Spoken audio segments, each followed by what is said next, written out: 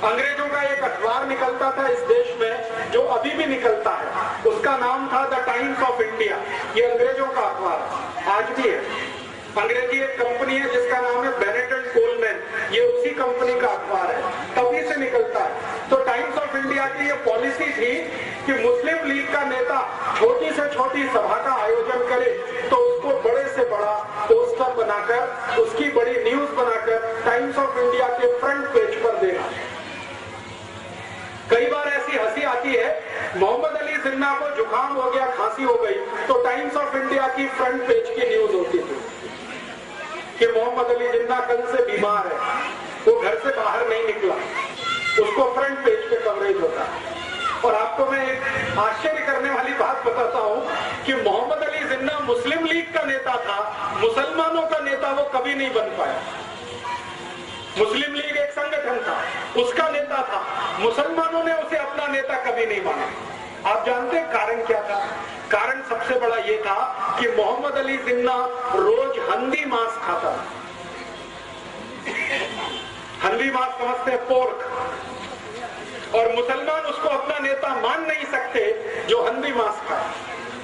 दूसरी समस्या थी कि मोहम्मद अली जिन्ना रोज शराब पीता था, मुसलमानों में शराब वर्जित है, हंदी मांस वर्जित है, शराब वर्जित है। और तीसरा, मोहम्मद अली जिन्ना का जो मुख्य धंधा था वो ब्याज पर पैसे उठाने का धंधा था उसका। मुस्लिम धर्म में इसको भी स्वीकार्य नहीं है, इसलिए मुसलमान उसको अपने नेता कभी नहीं मानते। आपको सुनकर आश्चर्य होगा, एक बार ये जिन्ना लाहौर में मुसलमानों की एक सभा में चला गया तो मुसलमानों ने मंच पर चढ़कर इसका मुंह काला कर दिया और एक गधे पर बिठाकर उसका सर्कस निकाला पूरे लाहौर में। उसके बाद हिम्मत नहीं पड़ी लाहौर जाने की, अखबारों में खूब छपा और जिन्ना को पूछा गया कि आपके मुसलमान ही आपको नेता नहीं मानते तो आप हैं किसके नेता? तो धीरे से उसने कहा कि मैं तो अंग्रेजों का नेता हूं, अंग्रेजों का बनाया हुआ नेता। अब आप जरा सोच सकते हैं, जिसको मुसलमानों ने नेता नहीं माना, उस व्यक्ति की ताकत इतनी कैसे हो गई कि उसने पाकिस्तान बना दिया इस देश। कभी तो मन में ये विचार आएगा आपके। बहुत दिन में ये सोचता रहा कि जो मुसलमानों का नेता कभी हुआ नहीं, 10 लोगों ने जिंदगी में कभी उसका भाषण सुना नहीं, वो इतना ताकतवर कैसे हुआ कि उसने भारत से एक अलग हिस्सा पाकिस्तान बना दिया। बात ये है और सच्चाई है जो मैं आपको बोलकर जाना चाहता हूं, और ये सच्चाई सुनते समय किसी के दिल को दुखा हुआ हो तो मैं क्षमा मांगता हूं कि ये जो पाकिस्तान बना उसमें मोहम्मद अली जिन्ना की भूमिका इतनी बड़ी नहीं थी, उससे ज्यादा बड़ी भूमिका लेडी माउंटबेटन की थी। एडविना माउंटबेटन का नाम आप जानते हैं, नहीं जानते तो जान लीजिए। वो भारत का अंतिम अंग्रेज अधिकारी जिसका नाम था लुइस माउंटबेटन, उसकी पत्नी थी एडविना माउंटबेटन। ये पाकिस्तान बनाने का सबसे बड़ा कारण वो एडविना थी। आप जानते हैं वो क्या खेल खेला उसने? एडविना माउंटबेटन लंदन के हैरिस कॉलेज में पढ़ती थी जिसमें ये जिन पढ़ा करता, और उसी कॉलेज में भारत के पहले प्रधानमंत्री पंडित जवाहरलाल नेहरू भी पढ़ते। हैरिस कॉलेज में 3 लोग पढ़ते थे साथ में एक ही क्लास में ध्यान देना, जिन्ना मोहम्मद अली, पंडित जवाहरलाल नेहरू और एडविना। उस समय वो माउंटबेटन नहीं थे, शादी उसकी बाद में हुई। तो एडविना, जिन्ना और नेहरू एक ही क्लास में पढ़ते थे, और रिकॉर्ड्स और दस्तावेज बताते हैं कि एडविना से दोनों लगे हुए थे। ये डॉक्यूमेंट्स बताते हैं। और एडविना इतनी चालाक महिला थी कि दोनों को हैंडल करती थी, इतनी चालाक। एक को सवेरे मॉर्निंग में, दूसरे को शाम में, दोनों को हैंडल करती। और जिन्ना और नेहरू का सबसे बड़ा जो झगड़ा होता था वो एडविना को लेकर। ये झगड़ा वहां से शुरू हुआ, हैरिस कॉलेज से। नेहरू जी पढ़ाई करके वापस आ गए, जिन्ना भी पढ़ाई करके वापस आ गया। दोनों ने यहाँ इस देश में वकालत करने की कोशिश की लेकिन चली नहीं। न नेहरू जी की वकालत चली, न जिन्ना की वकालत चली। दोनों बैरिस्टर थे, उनको जिंदगी में कभी कोई केस ही नहीं मिला लड़ने के लिए। कारण समझते हैं? कारण बिल्कुल स्पष्ट है कि केस उसको मिलता है जिसके जीतने की संभावना होती है। नेहरू जी के बारे में सब जानते थे कि इसको कोई दम नहीं है जो जीत पाएगा एक भी केस। तो वकालत चली नहीं, तो नेहरू जी कांग्रेस में ज्वाइन हो गए। उनके पिताजी ने उनको कांग्रेस में डाल दिया। पिताजी का सपना था कि मैं नहीं तो मेरा बेटा कोई ना कोई दिन देश के बड़े पद पर आना। उसके लिए मोतीलाल नेहरू ने एक पार्टी बनाई जिसका नाम था स्वराज्य पार्टी, और अंग्रेजों से उन्होंने तालमेल करके इस देश में सरकार बनाने का काम भी किया। और उनका ये कैलकुलेशन था मोतीलाल जी का कि एक ना एक दिन अंग्रेज भारत से जाएंगे, मेरी स्वराज पार्टी और अंग्रेजों के बीच कोई समझौता हो जाए तो सत्ता का हस्तांतरण स्वराज्य पार्टी को होगा और नेहरू देश का प्रधानमंत्री बने। इस हिसाब से उन्होंने खेल खेला, और उसी खेल में थोड़े दिनों में एडविना भी आ गई। जब अंतिम समय आया, लुईस माउंटबेटन को ब्रिटिश पार्लियामेंट से भेजा गया, तो लुईस माउंटबेटन को भारत भेजने से पहले उसकी शादी एडविना के साथ कराई गई, क्योंकि अंग्रेज खुफिया पुलिस थी। उनको मालूम था कि नेहरू और जिन्ना की वीकनेस क्या है, कमजोरी क्या है। अंग्रेजों की खुफिया पुलिस हर हिंदुस्तानी बड़े नेता पर नजर रखती थी, तो अंग्रेजों की खुफिया पुलिस की रिपोर्ट के आधार पर एडविना को भेजा गया माउंटबेटन के साथ, और माउंटबेटन को कहा गया कि तुम इसको दिखावे के लिए अपनी पत्नी स्वीकार करो, वैसे ये है नहीं तुम्हारी। तो माउंटबेटन ने कहा ठीक है, मैं मेरे देश के लिए इतना तो कर ही सकता हूं, तो उसको पत्नी के रूप में वो लाया। लेकिन कभी भी लुईस माउंटबेटन ने अपनी डायरी में लिखा है कि उसने एडविना के साथ कभी भी रात में बिस्तर पर शेयर नहीं किया। वो दूसरों को दिखाने के लिए पति पत्नी थे, लेकिन असलियत में नहीं थे। और जैसे ही माउंटबेटन यहाँ आ गया तो एडविना को कहा गया कि अब तुम तुम्हारा खेल खेलो। तो एडविना ने एक दिन नेहरू को बुलाया और अगले दिन जिन्ना को बुलाया और कहा कि ठीक है, हम लंदन में जो किया करते थे वो यहाँ भी हो सकता। तो नियमित रूप से नेहरू और जिन्ना ने एडविना के यहाँ जाना शुरू किया, दारू पीना उसके साथ बैठकर, शराब पीना उसके साथ बैठकर। मेरे पास कुछ फोटोग्राफ्स हैं, कभी मैं आपको दिखाऊंगा तो आप दंग रह जाएंगे। नेहरू जी एडविना के साथ बैठकर शराब पी रहे हैं, एडविना के साथ बैठकर सिगरेट पी रहे हैं, एडविना को किस कर रहे हैं, चुंबन ले रहे हैं, उसके साथ डांस कर रहे हैं। ऐसे मेरे पास 7 फोटोग्राफ्स, 7। तो ये चलना शुरू हुआ खेल। आप जानते हैं कि चरित्र सबसे कमजोर कड़ी होता है किसी भी पुरुष के लिए। अगर चरित्र से कोई गिरना शुरू हो जाए तो उसकी अंतिम सीमा नहीं होती है, वो कहां तक जाएगा कोई नहीं जानता। हमारे भारत में एक पुरानी कहावत कही जाती है, और वो पुरानी कहावत है, if wealth is lost nothing is lost. आपका पैसा चला गया तो चिंता मत करिए, फिर से आ जाए। फिर दूसरी बात कही जाती है, if health is lost something is lost. आपका स्वास्थ्य चला गया तो थोड़ा कुछ तो गया, लेकिन लास्ट सेंटेंस है, but if character is lost everything is lost. चरित्र गया तो सब चला गया, उसके बाद कुछ बचता नहीं। तो नेहरू जी के साथ यही समस्या थी, और जिन्ना के साथ भी यही समस्या थी। जिन्ना और नेहरू चरित्र के इतने हल्के आदमी थे कि जानते हुए भी कि वो दोनों एक ही औरत से फंसे हुए हैं, वो आगे बढ़ते गए। एडविना ने दोनों को इस्तेमाल करना शुरू किया। 3 जुलाई 1947 को नेहरू जी एडविना से मिलने गए। रात को उसने फोटोग्राफ लिए, नेहरू जी के बेड में फोटोग्राफ लिए, और वो फोटोग्राफ नेहरू जी के लिए बहुत गंभीर तकलीफ का कारण बन गए। एडविना ने एक दिन वो फोटो दिखाए नेहरू जी को कि देखिए आपके फोटोग्राफ्स मेरे पास है, और वो फोटोग्राफ्स क्या है जो मैंने आपको बताया। अगर ये रिलीज कर दिया जाए पूरे भारत में तो आपकी क्या हैसियत होगी, और आपको जो सबसे आगे बढ़ाने वाला व्यक्ति है महात्मा गांधी, उनकी क्या हालत होगी। तो नेहरू जी ने एडविना को पूछा कि आखिर तुम चाहती क्या हो।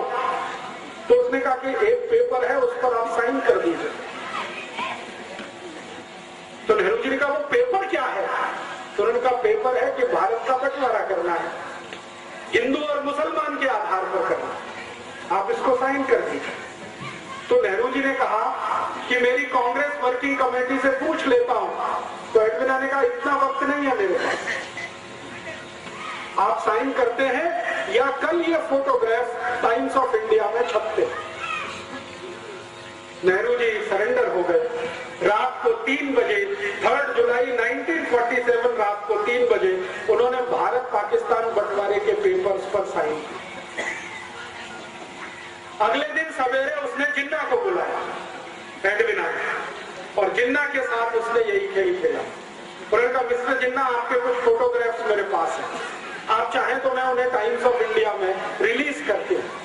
तो जिन्ना बौखला गया। जिन्ना को मालूम नहीं था कि वो बहुत शातिर महिला है। हमारे भारत में इतिहास में आपने सुना है विष कन्याएं होती थी, विष कन्याएं, एडविना वही थी, विष कन्या। तो जिन्ना परेशान, अपने फोटो देख के परेशान, क्योंकि जिन्ना का फोटो तो नेहरू जी से भी ज्यादा आपत्तिजनक अवस्था में था। अभी वो मैं खोलकर नहीं कहना चाहता क्योंकि कैमरे पर रिकॉर्डिंग हो रही। तो जिन्ना तो और भी परेशान। तो उसने कहा नहीं नहीं, ये फोटोग्राफ्स रिलीज मत करिए। तो उन्होंने कहा ठीक है, आप फिर पेपर साइन कर दीजिए। तो जिन्ना ने कहा कि मैं तो मुसलमानों का नेता ही नहीं हूं। तो उन्होंने कहा हम बनाएंगे ना, आपको चिंता मत करिए, हम बनाएंगे आपको मुसलमानों का, आप पेपर साइन करिए। तो 4 जुलाई को शाम को करीब 2:30-3 बजे जिन्ना से हस्ताक्षर लिए, 3 जुलाई को सवेरे 3 बजे नेहरू जी से हस्ताक्षर लिए, और वो अगले दिन अखबार में आ गया कि भारत और पाकिस्तान 2 अलग देश बनेंगे, पाकिस्तान मुसलमानों को मिलेगा, भारत हिंदुओं को मिलेगा, और इस तरह से देश का बंटवारा हो गया। इस बंटवारे में अगर आप देखना चाहें कि विलेन कौन है तो आपको बिल्कुल साफ दिखाई देगा। अगर मुझसे कोई पूछे तो पहला विलेन इस बंटवारे में पंडित जवाहरलाल नेहरू, दूसरा विलेन मोहम्मद अली जिन्ना।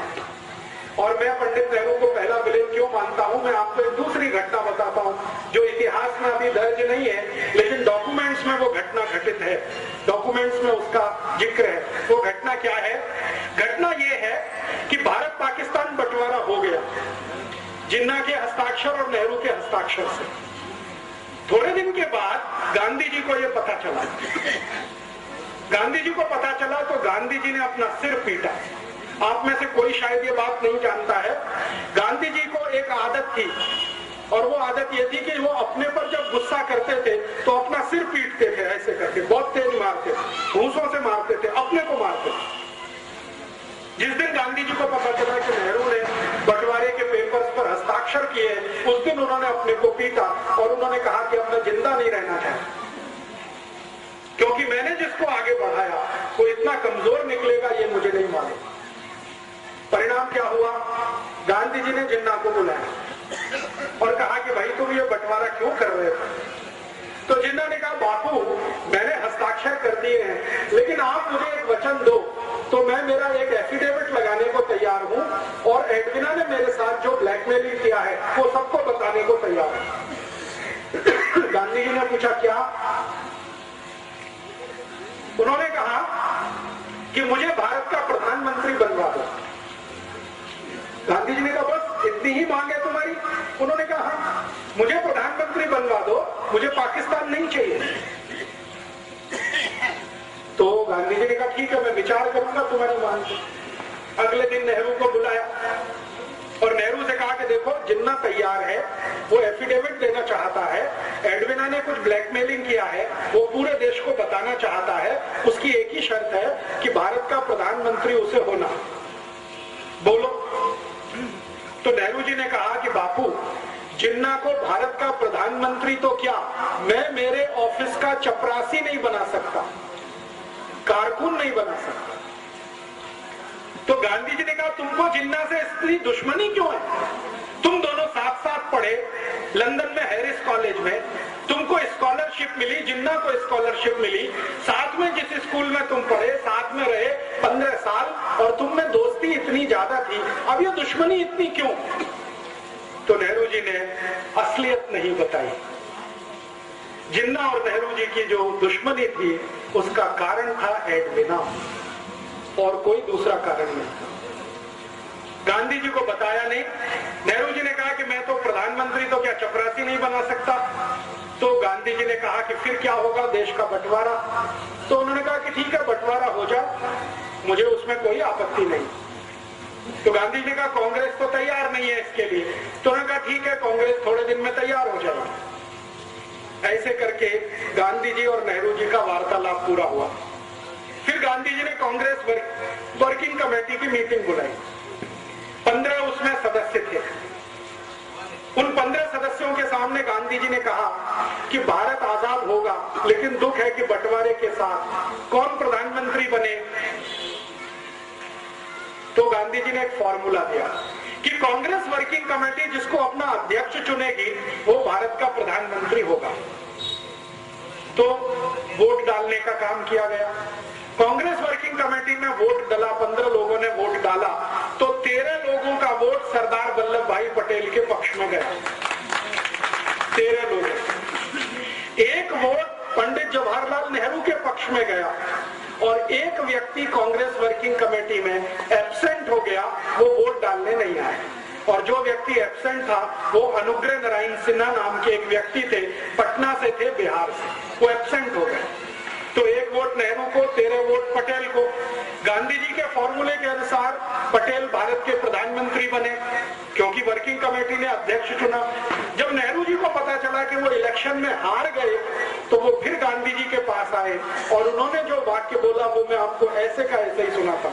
उन्होंने कहा, बापू, अगर मैं भारत का प्रधानमंत्री नहीं बना तो कांग्रेस को तोड़ दूंगा और टूटी हुई कांग्रेस से अंग्रेजों का समझौता होगा और पावर ट्रांसफर मुझे होगी, क्योंकि अंग्रेजों ने पहले से ये तय किया हुआ। और ये बात सही है।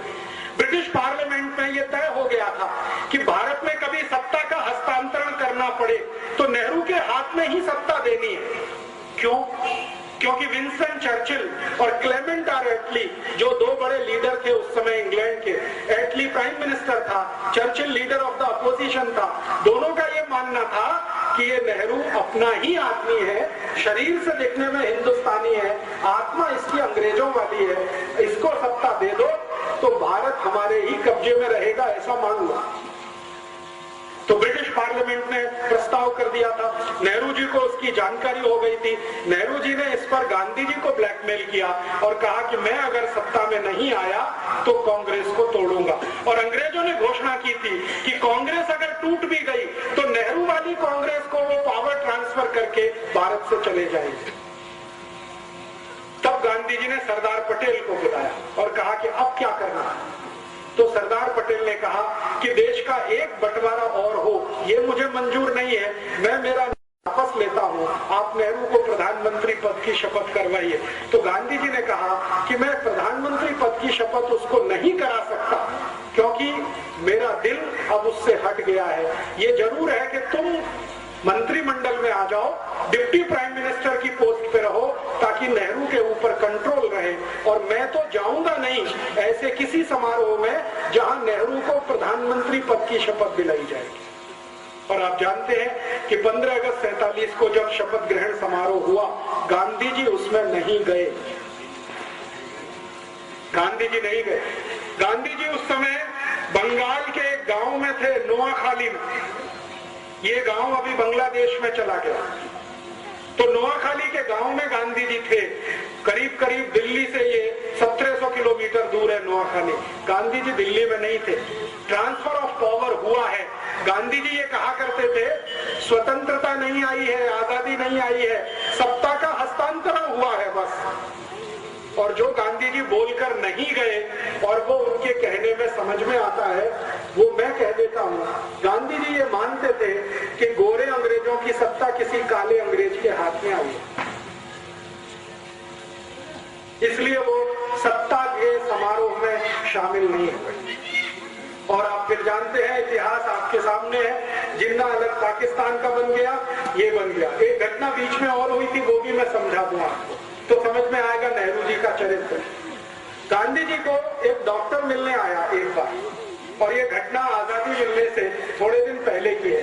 गांधी जी कलकत्ता के पास नोआखाली में थे, एक डॉक्टर आया। वो डॉक्टर ने गांधी जी को परिचय दिया कि मैं मोहम्मद अली जिन्ना का पर्सनल फिजिशियन हूँ। एक ईरानी व्यक्ति था, तो नाम मैं भूल गया, रिकॉर्ड्स में है। उसने गांधी जी को कहा कि मैं मोहम्मद अली जिन्ना का पर्सनल फिजिशियन हूँ, आपसे अकेले में बात करना चाहता हूँ। तो गांधी जी ने कहा क्या बात करना चाहते हो? तो उन्होंने कहा अकेले में, सबके सामने नहीं। तो गांधी जी उसको कमरे में लेके गए। अंदर जो बातचीत गांधी जी ने की, उन्होंने कहा कि देखो मेरी एक संकल्प है। गांधी जी ने डॉक्टर को कहा कि मेरी बातचीत में कोई तीसरा जरूर रहता है जो उसको नोट करता है, लिखता है। मैंने आपको क्या कहा, आपने मुझे क्या कहा? तो उन्होंने कहा वो कौन व्यक्ति है? उन्होंने कहा मेरा सेक्रेटरी प्यारेलाल, वो भी यहाँ रहेगा। तो डॉक्टर ने कहा ठीक है, उससे मुझे कोई बांधा नहीं, माने तकलीफ नहीं, आप बुला लो। तो प्यारेलाल जी को बुलाया और गांधी जी ने कहा कि मैं और ये बात करेंगे, एक एक शब्द लिखना। प्यारेलाल जी बहुत फास्ट लिखते थे, शॉर्ट हैंड में लिखते थे, बाद में उसका ट्रांसक्रिप्शन करते। तो डॉक्टर ने जो बताया गांधी जी को, गांधी जी परेशान हो गए वो सुन के। उन्होंने कहा कि मोहम्मद अली जिन्ना का मैं डॉक्टर हूं और ये जिन्ना बहुत जल्दी मरने वाला है। गांधी जी ने पूछा क्यों? तो उन्होंने कहा इसको बोन टीबी है, इसकी रीढ़ की हड्डी पूरी गल चुकी है, इसका नर्वस सिस्टम ज्यादा दिन काम नहीं करेगा। तो गांधी जी ने कहा कितने दिन जिंदा रहेगा? तो डॉक्टर ने कहा हो सकता है 2-3 महीने भी जिंदा ना रहे। तो डॉक्टर को पूछा गांधी जी ने आप क्या चाहते हैं? तो उन्होंने कहा मेरी एक इच्छा है कि आप किसी तरह नेहरू को समझा दो, 2-3 महीने ये जिंदा रहेगा, इसको भारत का प्रधानमंत्री बना दो, देश का बंटवारा तो नहीं होगा। तो गांधी जी ने कहा कि तुम्हारी यह बात में अगर सच्चाई है तो मैं जरूर प्रयास करूंगा। फिर उन्होंने नेहरू को बुलाया और कहा देखो नेहरू, ये मरने वाला है जिन्ना, ज्यादा दिन जिंदा नहीं रहेगा, इसको बोन टीबी हो गई है, इसका डॉक्टर कहता है कि 2-3 महीने से ज्यादा जिंदा नहीं रहेगा, तुम क्यों अड़े हुए हो? इसको प्रधानमंत्री बन जाने दो, 2-3 महीने के बाद तुम बन जाना, देश तो एक रहेगा। तब नेहरू ने फिर वही बात कही कि मैं जिन्ना को मेरे ऑफिस का चपरासी नहीं बना सकता, प्रधानमंत्री कैसे बनने दूं?